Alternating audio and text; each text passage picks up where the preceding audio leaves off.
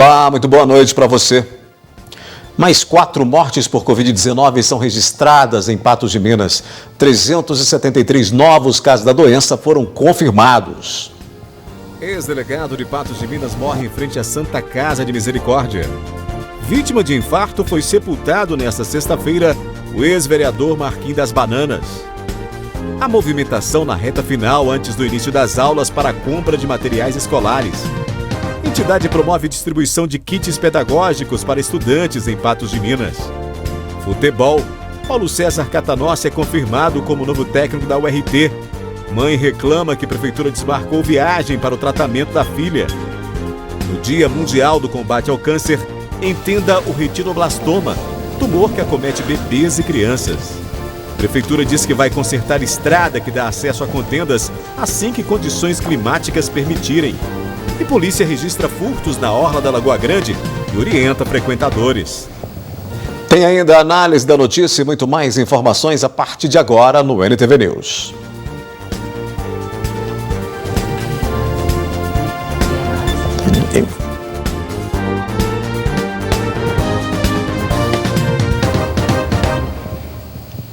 Um idoso de 65 anos foi atingido por um disparo de arma de fogo durante tentativa de roubo em uma propriedade rural em Patos de Minas. Pois é, morar na zona rural está cada vez mais perigoso.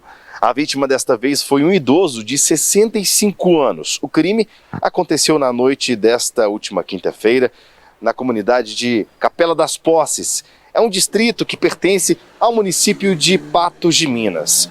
A vítima contou para os policiais o seguinte, que estava na fazenda quando 2 homens chegaram em uma moto pedindo por água.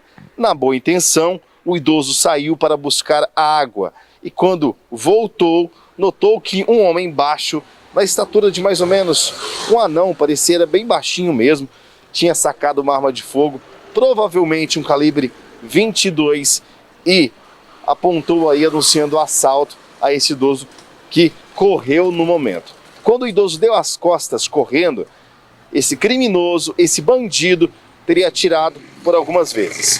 Os tiros atingiram de raspão a nuca e a orelha. Foi então que a polícia militar foi acionada. Os criminosos, quando viram que teriam atirado nesse homem, eles fugiram do local e a polícia então fez o resgate dessa vítima. No meio do caminho, uma ambulância do SAMU fez os primeiros socorros e a vítima foi encaminhada para o Hospital Regional Antônio Dias. Lá ele recebeu os primeiros atendimentos médicos, mas não corre o risco de morrer. Estava estável e conversou com os policiais. Agora a polícia vai apurar quem são os bandidos que tentaram invadir essa fazenda para tentar fazer a prisão deles.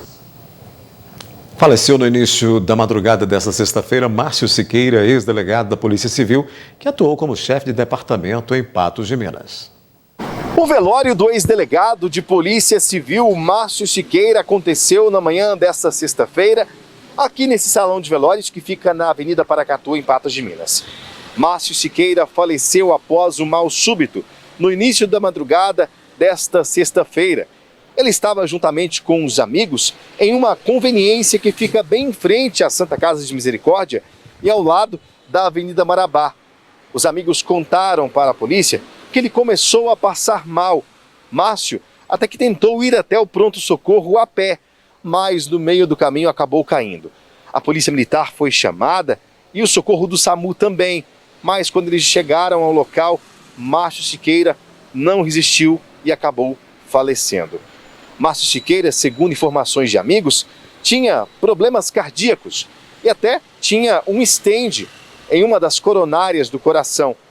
O stent, para quem não sabe, é um expansor que ajuda na circulação e bombeamento do sangue pelo corpo.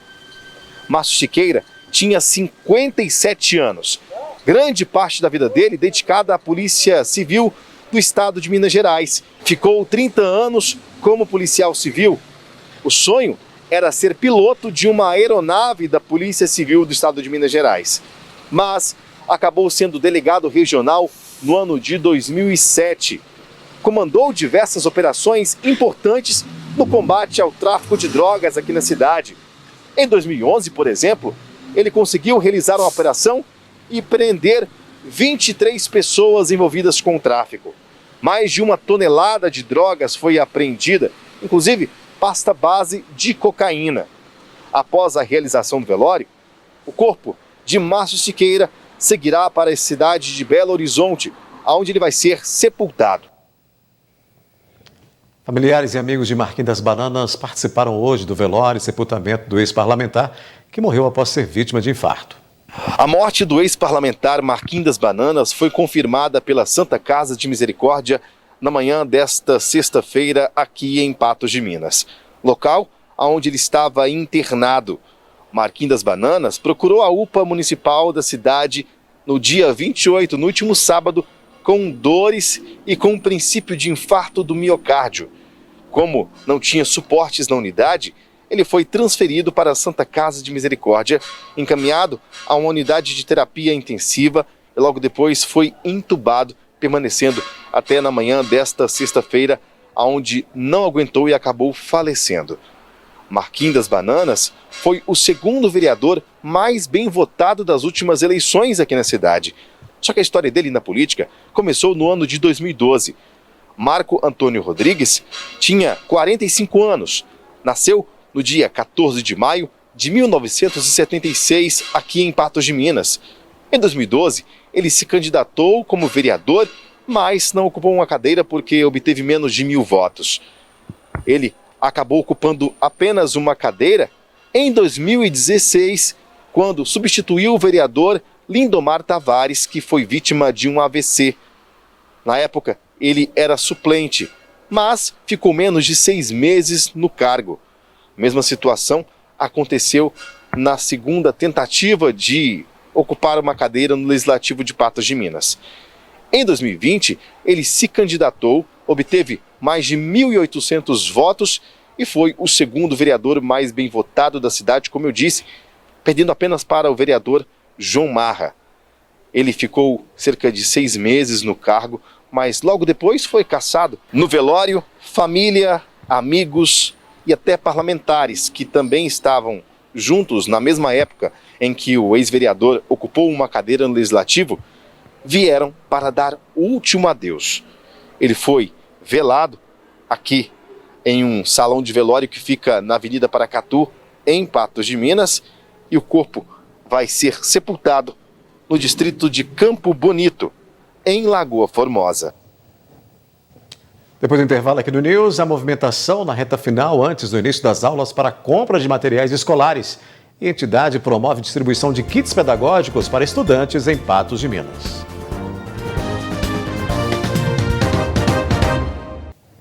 Muitos pais e estudantes deixaram a compra do material escolar para a última hora. Com papelarias lotadas, comerciantes esperam crescimento nas vendas. Em algumas escolas, as aulas já voltaram. No entanto, outras ainda esperam pelos alunos. Com isso, as papelarias têm estado bastante movimentadas e os comerciantes do ramo mantêm boas expectativas para a reta final quanto à venda de material escolar. Teve um aumento muito grande nas vendas, mês de janeiro inteiro. Finalzinho de dezembro começou a dar uma subidinha, agora em janeiro foi um movimento muito grande. E essa semana agora, já início de fevereiro, está sendo um movimento assim, está sendo o pico mesmo. Muita gente acaba deixando para a última hora, né? As aulas, algumas começaram na segunda dessa semana, outras vão começar agora dia 7. Então teve um aumento assim, muito expressivo da movimentação assim, como um todo. Além do movimento crescente das papelarias, alguns itens específicos tiveram uma procura maior, considerando o avanço da vacinação e a volta às aulas presenciais. Cadernos teve uma saída gigantesca, mochilas, lancheiras, estojos, que foram itens assim, que não foram vendidos nesses últimos 2 anos devido às aulas remotas, muita gente ainda ter em casa guardado.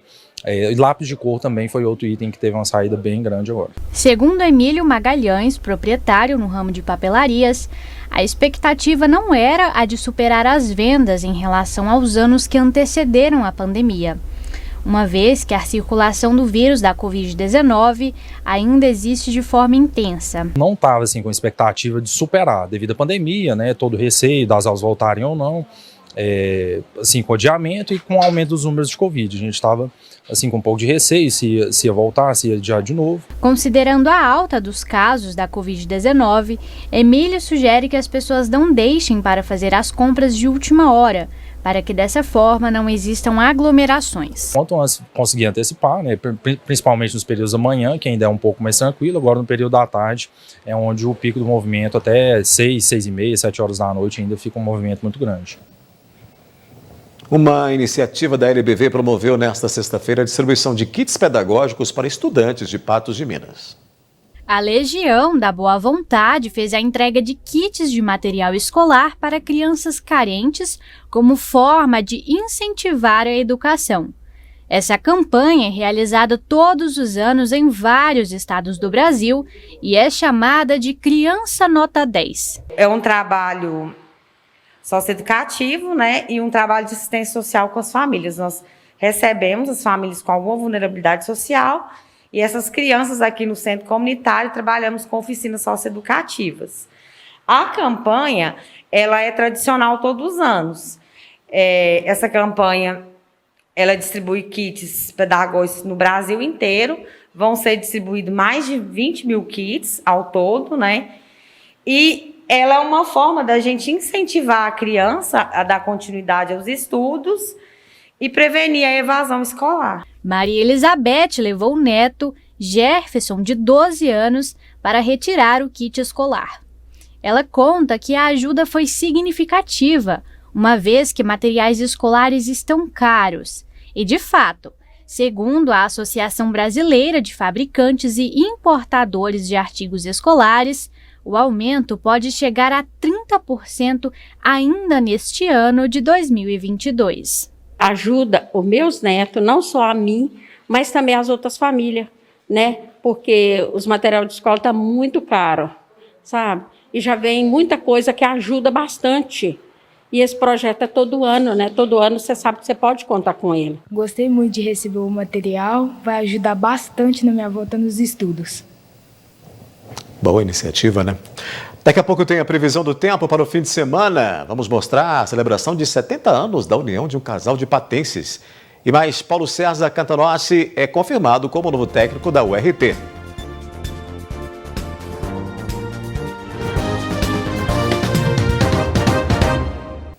Agora a gente fala de bodas de vinho, né? O casal Orsini e Francisca completou 70 anos de união nesta quinta-feira para comemorar uma celebração religiosa e, claro, muita história para contar.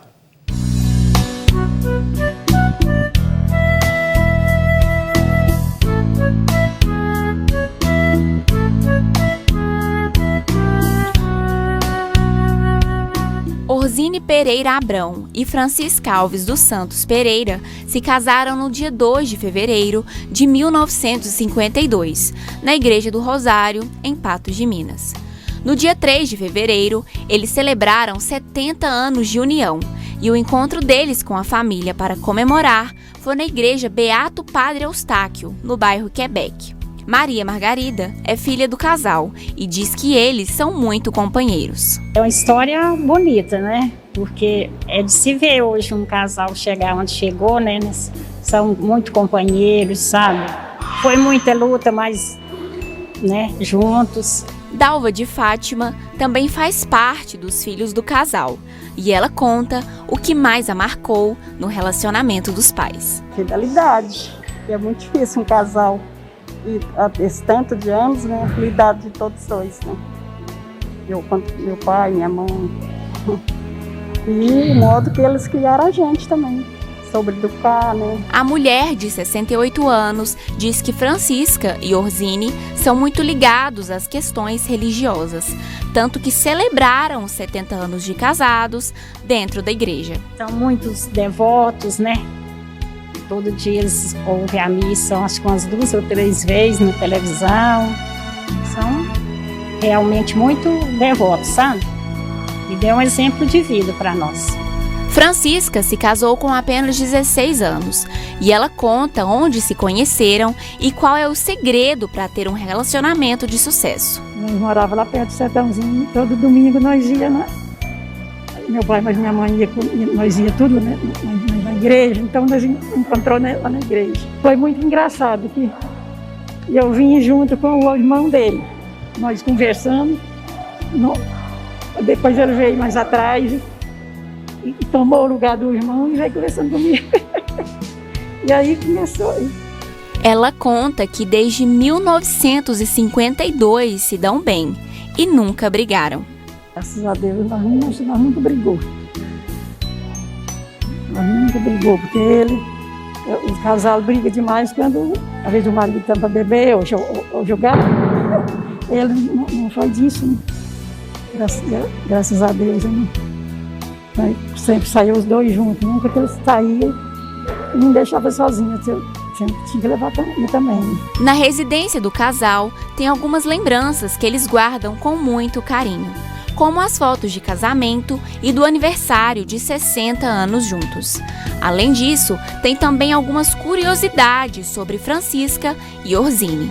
Dentre elas, Maria Margarida quis contar a história de um travesseiro. Ele cortava uma espuma, eu chegava aqui, tinha uma espuma ali. Eu falei, pra que essa espuma? Ele, pra não escorar aqui. Eu peguei e fiz o travesseirinho, fiz a capinha bonitinha para ele. Francisca pretende ficar com ele por muitos anos ainda e sabe exatamente dos gostos do marido dela. Eu gosto mais de tutuzinho de feijão, gosto de fazer tutu de feijão para ele.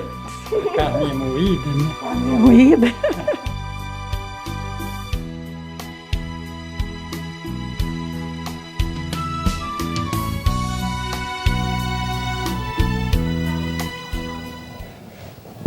...70 anos, né? 7 décadas. É muito tempo, né? Que bacana.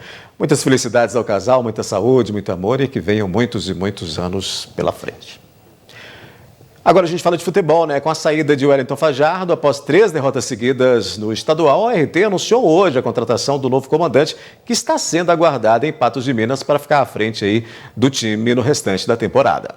Os jogadores da URT se reuniram hoje para treinar para o próximo jogo e estava sob a supervisão do diretor de futebol Magela Rodrigues.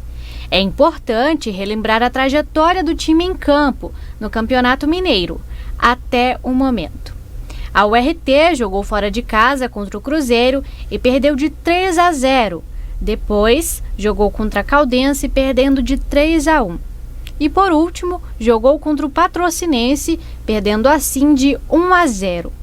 A sucessão de derrotas fez com que o ex-técnico do time, Wellington Fajardo, deixasse a equipe. O novo técnico, embora ainda não tenha assumido, já foi nomeado, Paulo César Catanossi.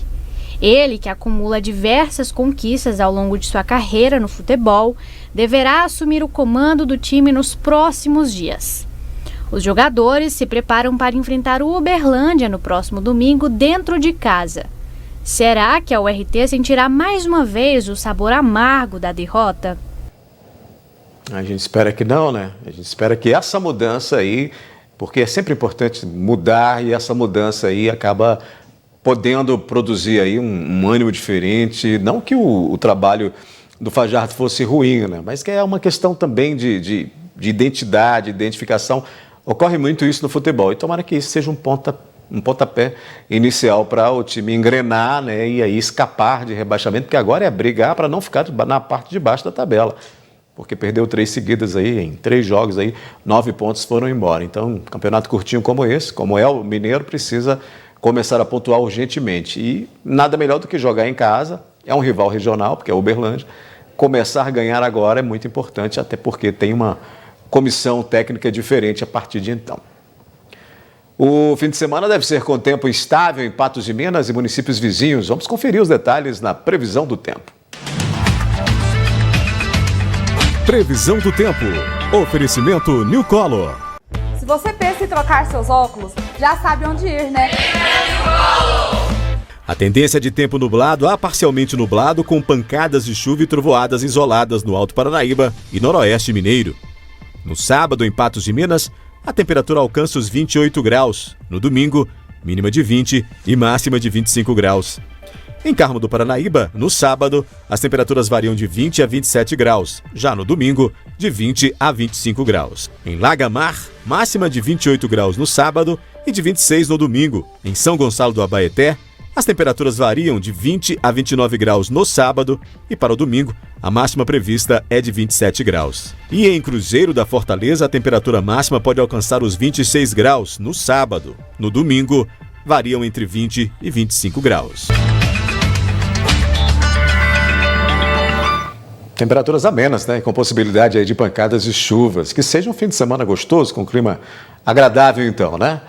Em instantes aqui no News, mãe reclama que a prefeitura desmarcou viagem para tratamento da filha. Mais 4 mortes por Covid-19 são registradas em Patos de Minas. 373 novos casos da doença foram confirmados. E no Dia Mundial do Combate ao Câncer, entenda o retinoblastoma, um tumor que acomete bebês e crianças.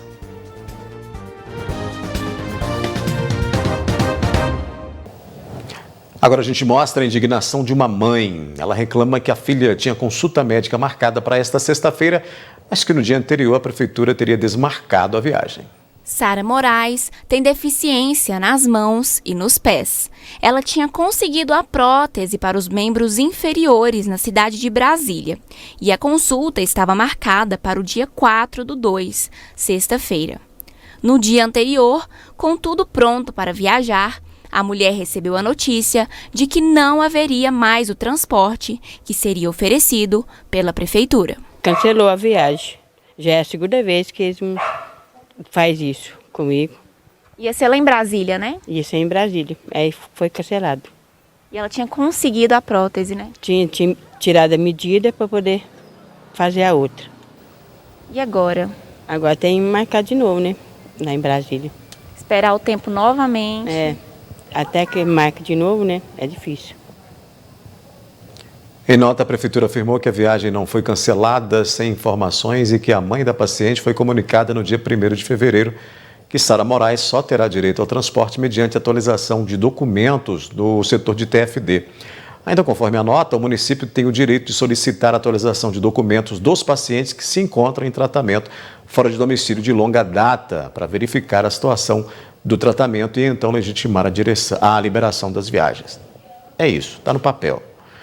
Mas essa informação podia chegar diferente para essa mãe, né? Para essa senhora, que está aí com a dificuldade e que precisa cuidar da filha dela. Foi avisado no dia 1º, né? Hoje é dia 4.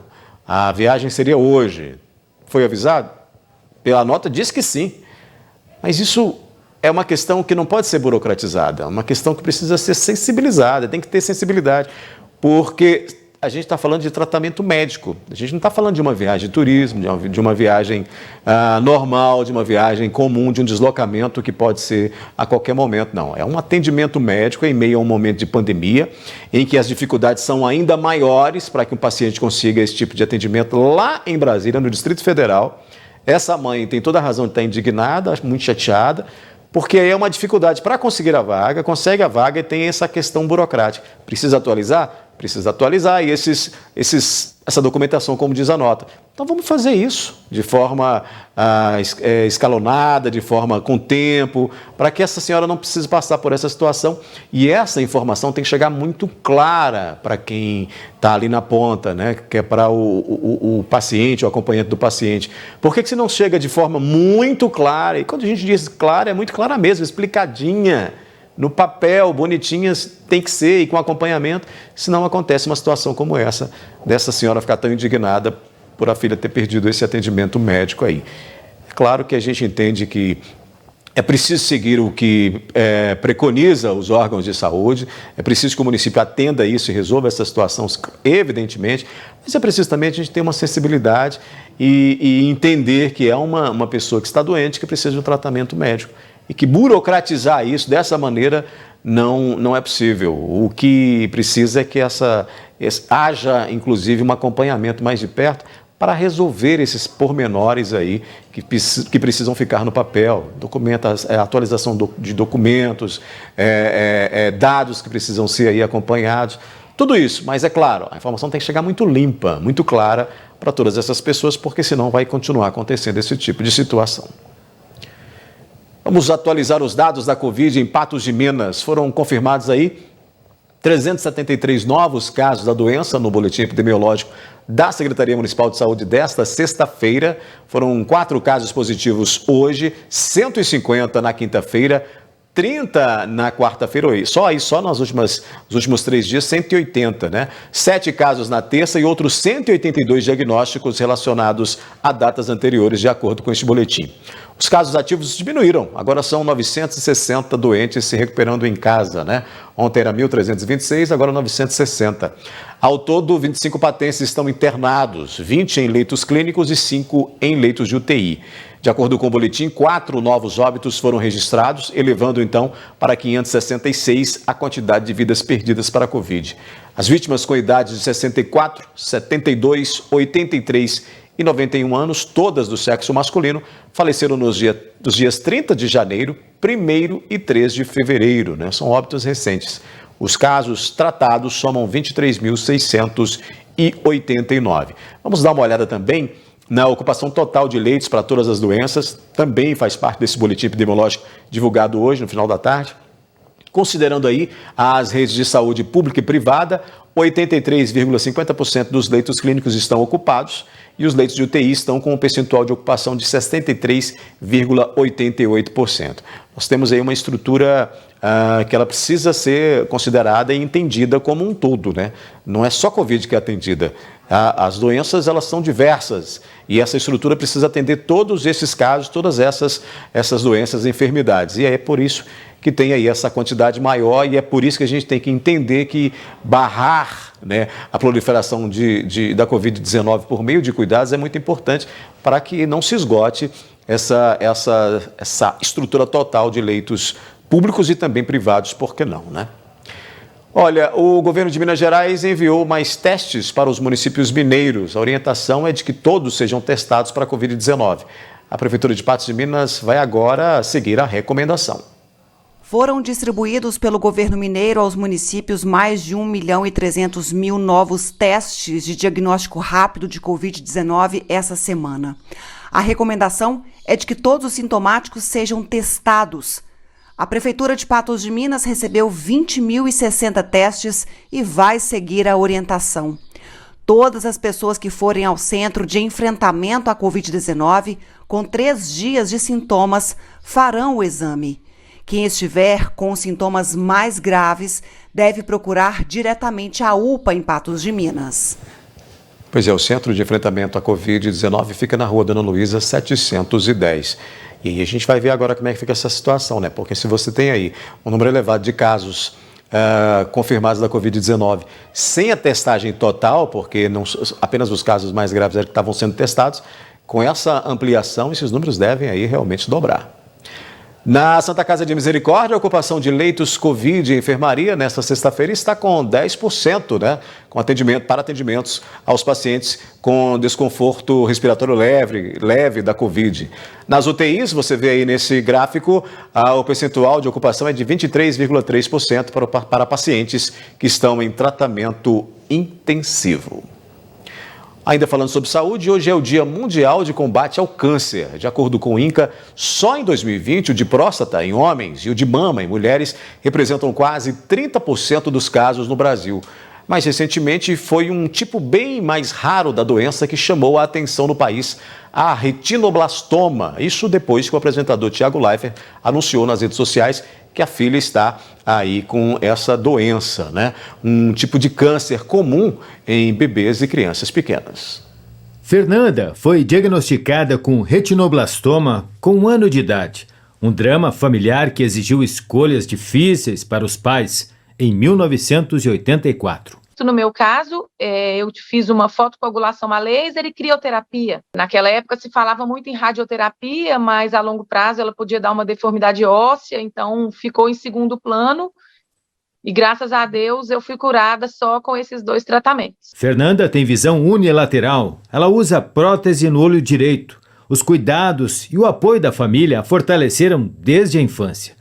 Após o alerta de Thiago Leifert, ela também usou as redes sociais para falar de outra escolha difícil, realizar o sonho de ser mãe. Na verdade, eu poderia engravidar, eu não tinha nenhum problema de infertilidade, mas o diagnóstico foi dado como retinoblastoma bilateral e o índice de hereditariedade dele é enorme. Então, eu fiz um estudo, consegui, através de uma fertilização, fazer uma seleção de embrião, onde não foi encontrada no embrião a mesma mutação que foi encontrada em mim. Hoje eu tenho o Gabriel, graças a Deus, com 1 ano e 10 meses, faz o acompanhamento, no caso dele, trimestral, sem nenhum comprometimento.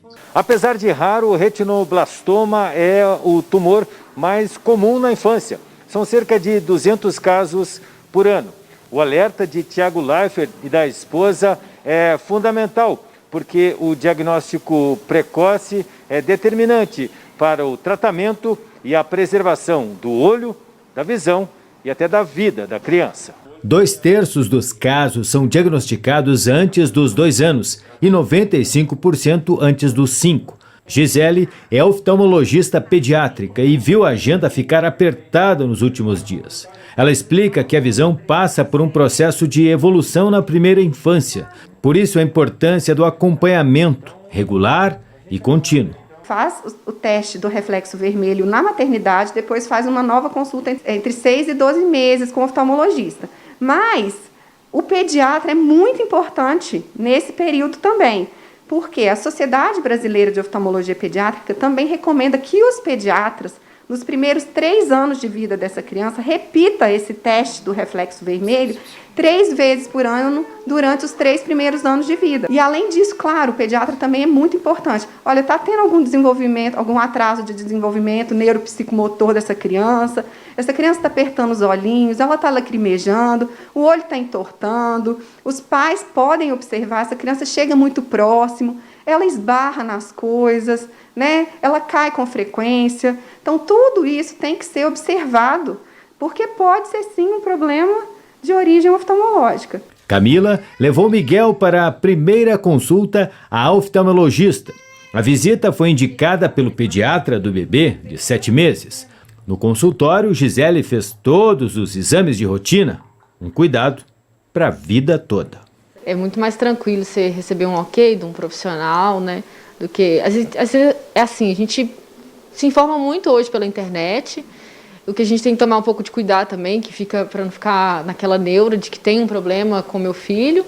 Então, nada melhor que você vir no profissional e tirar as dúvidas. Isso é um problema? Isso não é? O que eu tenho que observar? Então, vindo aqui, eu fiquei bem mais tranquila, né? E cada vez que se fala mais sobre câncer, cada vez que se toca nesse assunto, faz material jornalístico como esse, a conscientização aumenta para que as pessoas procurem um atendimento. Até porque todo médico diz, o quanto antes o câncer for diagnosticado, maior a chance de ele ter uma cura, né? Então é preciso que a gente fale muito sobre esse assunto. Ainda sobre câncer, a Sociedade Brasileira de Urologia promove campanha em fevereiro para combater o câncer peniano. Os números da doença têm aumentado significativamente nos últimos anos. É realizada no mês de fevereiro a campanha de combate ao câncer peniano. A doença acomete normalmente homens de 30 a 40 anos e pode ser fatal. O câncer de pênis na nossa região é uma doença felizmente incomum. No Brasil ela é mais comum nos estados do Nordeste, principalmente no Piauí, no Maranhão, e está amplamente relacionada à questão socioeconômica, enfim, e às questões de higiene do paciente. Então, o principal fator relacionado ao câncer de pênis é a ausência de uma higiene adequada. Além da falta de higiene, o urologista explica que o não tratamento da fimose também pode ocasionar num câncer peniano. Aqueles pacientes que, por exemplo, não fizeram o tratamento da sua fimose, então não existe uma exposição da glande, né, que seria a cabeça do pênis, para poder ser feita uma higiene adequada, esses pacientes eles são os que têm mais risco de contrair esse câncer. A descoberta precoce do câncer facilita o tratamento do mesmo, sendo necessário então identificar os sintomas o quanto antes. O principal sintoma é uma úlcera, né, uma ferida no pênis, e essa ferida costuma, ela se apresenta por um tempo mais prolongado. Então, a maioria das feridas por traumas ou até por doenças sexualmente transmissíveis, elas tendem a uma regressão, independentemente de tratamento, em torno de 4 semanas. A partir de 4 semanas, as lesões ou as úlceras, essas feridas, elas passam a ser suspeitas de tumores penianos. Depois de identificados os sintomas, o câncer peniano pode ser diagnosticado por meio de uma biópsia e, a partir daí, se faz necessário dar início ao tratamento. Se for uma úlcera pequena, uma doença no seu início, às vezes só a retirada da úlcera já é curativa, a gente já consegue resolver o problema com um simples procedimento, ou às vezes até com algumas medicações locais, a gente consegue resolver. Se o paciente chegar no estágio mais avançado, ou seja, com uma úlcera maior ou com lesão já entrando, né, para dentro do tecido do pênis, às vezes a gente vai ter que fazer uma retirada de parte do pênis, ou às vezes a gente vai ter que fazer a retirada completa do pênis, né? São cirurgias extremamente mórbidas, que causam um sofrimento muito grande para o paciente, não só do ponto de vista físico, mas principalmente emocional. O câncer de pênis é envolto de preconceito, uma vez que alguns pacientes se sentem constrangidos em relação ao assunto. Mas é importante que exista uma melhor aceitação quanto à existência da doença, para que assim ela possa atingir cada vez menos os homens. A questão maior é essa, assim, o paciente perder o medo, perder o receio e deixar o preconceito de lado, e a partir do momento em que houver a mínima alteração, às vezes mais simples que seja, ou que uma alteração que às vezes ele não está levando tanto em conta, mas que ela permanece, ela dura mais de 4 semanas, por exemplo, que procure o médico, procure o urologista, às vezes uma consulta rápida, a gente consegue dar o diagnóstico e com um tratamento muito simples a gente consegue evitar uma catástrofe. Tudo que não nasceu no seu corpo e que aparecer de diferente, tem que procurar um médico, né? E aí a recomendação do especialista é sempre muito importante, né? Analisar o que está acontecendo no seu corpo e, claro, se você não entende, se te incomoda e se não é normal, tem que procurar um médico, tem que ir em busca de ajuda sim. Até porque a gente está falando de câncer e no Dia Mundial de Combate a essa doença é preciso que a conscientização seja relembrada para que a gente tenha no dia a dia os cuidados necessários para isso, porque são muitos, né? São vários os cânceres que atingem homens e mulheres e aí a gente precisa estar muito atento a tudo, sempre, porque na maioria dos casos é uma doença silenciosa. Então, quando se manifesta, tem uma alteração, procura o médico. É simples assim, tem que procurar ajuda sempre, né? Depois do intervalo aqui no News, a Prefeitura diz que vai consertar a estrada que dá acesso a contendas assim que as condições climáticas permitirem. Polícia registra furtos na orla da Lagoa Grande e orienta frequentadores.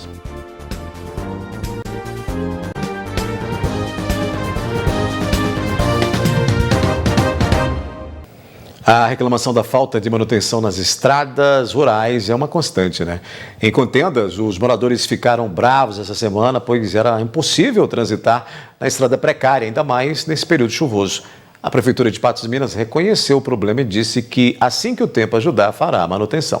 Nas imagens feitas pelos moradores esta semana, dá para ver que é mesmo difícil transitar pela estrada rural que dá acesso a Contendas. Há trechos interditados. As reclamações são sobre falta de manutenção constante na via e do patrulhamento realizado pela Prefeitura de Patos de Minas no momento errado. Começa ali, ó. O povo da Prefeitura veio aqui, passou a patrola, sabendo que está marcando mais de 150 milímetros essa semana, só de anteontem para hoje. Já choveu 140 e eles pegam e mandam passar a patrola. Aí chega no tempo de sol, vira que é buraqueira, e ninguém vem cá, né? Em resposta à reclamação, a Prefeitura de Patos de Minas enviou nota ao jornalismo da NTV e disse que iniciou o patrulhamento e a intenção era a colocação de entulho para evitar os atoleiros. Entretanto, as chuvas impediram a finalização do trabalho, que será realizado assim que as condições climáticas permitirem. E aí o morador fica indignado com essa situação justamente por essa falta de sequência de um trabalho, né? Por esse planejamento não ser sequencial, porque sabe que vai chover o ano que vem, sabe que vai chover todos os anos, como a gente já disse aqui.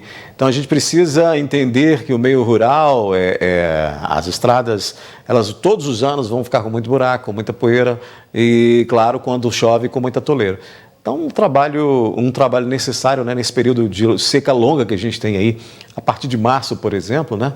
Tem um período aí muito longo de muita seca, nós ficamos aí de março, abril, maio, junho, julho, agosto, setembro, outubro, Lá para o final de outubro, início de novembro, começa a chover de novo. Então nesse período, nesses pelo menos 6 meses de estiagem aí, ou 5, 6 meses de estiagem, é que a administração precisa trabalhar, né? Precisa atuar nesses pontos mais críticos, sabendo que o período chuvoso vai vir. E que bom que vem, né? Porque a gente precisa de chuva para que justamente a produção desse meio rural possa ocorrer, a produção de alimentos, né? As criações possam ser aí alimentadas e isso se transforma em toda uma cadeia produtiva. Ou seja, se a gente tem essa noção de que isso é cíclico, que todo ano ocorre, é preciso que desde já, e isso nunca foi feito em nenhuma outra gestão, nesses pelo menos 8 anos que eu conheço a região de Patos de Minas, ninguém não fez isso com nenhum administrador, né? Então é preciso que agora e que a partir de então tenha esse entendimento, ou já tinha que ter tido esse entendimento há muito tempo, de fazer um planejamento durante o período de seca, para que quando chegar a época de chuvosa, essas estradas estejam aí com as mínimas condições de suportar uma chuva mais forte e de pelo menos não ficarem ilhadas essas comunidades todas que nesse período ficaram, né, com quedas, com pontes caindo. É claro que esse ano a gente teve um volume de chuva ainda maior do que em outras épocas, mas a chuva ela vai vir.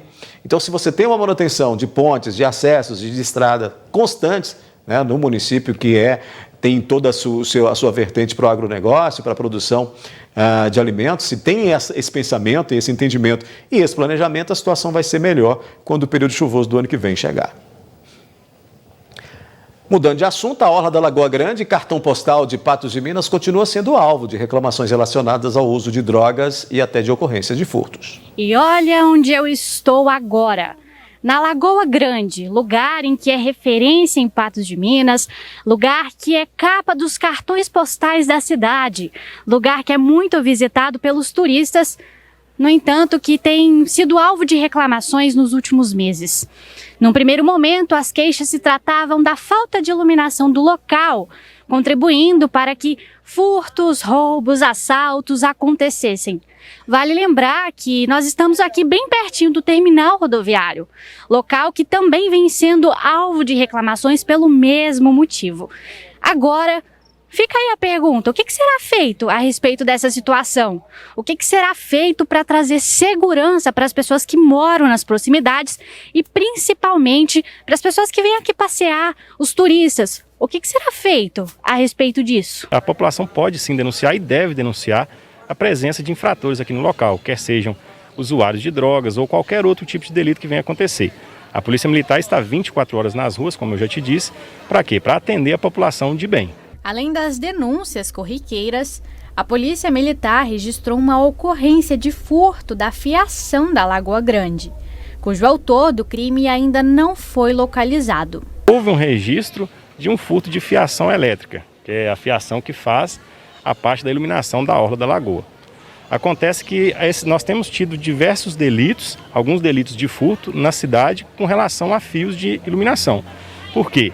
Devido ao cobre que está com preço elevado, e também a gente volta a falar que dependemos de conjugação de esforços para solucionar esse problema. Por quê? Porque se está acontecendo furto, nós temos receptadores na nossa cidade atuando. Então nós carecemos de uma investigação minuciosa da Polícia Civil para chegarmos até tais receptadores e, através do Poder Judiciário, expedirem os mandados de busca e apreensão para que a Polícia Militar possa estar cumprindo e retirando de circulação tais receptadores para que o furto não venha a ocorrer. Considerando a onda de furtos registrados na Lagoa, a Polícia Militar orienta a população que faça denúncias caso seja necessário. Pessoas que costumam fazer caminhadas, se virem qualquer prática, denunciem, liguem no 190, liguem no 181, não é necessário se identificar.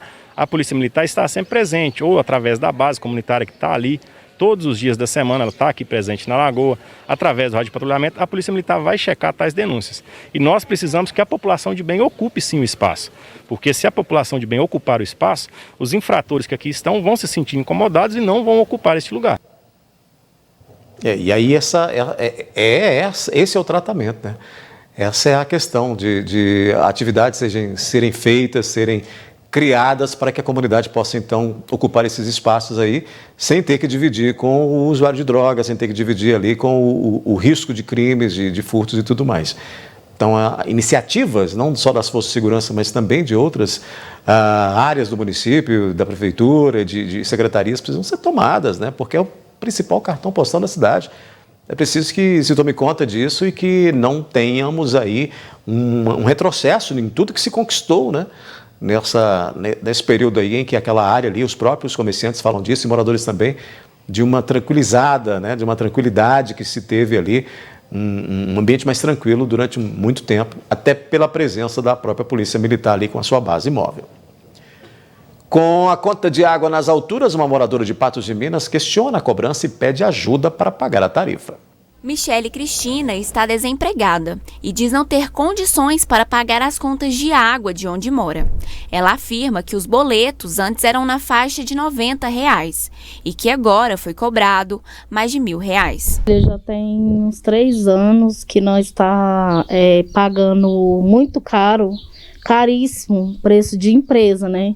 Vem R$1.000, R$500, R$600 e aí vai.